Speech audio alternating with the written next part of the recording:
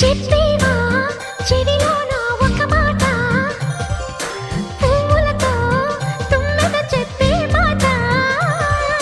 నీ చిరునవ్వు సాక్షిగా తాజ్ మహల్ నాదట, నీ పెదవంచు సాక్షిగా షాజహాను నేనట. నీ తీయని ప్రేమకి నా పెదవే నజరానా, నీ బయటకి నేనిక బానిసనే నెరజానా.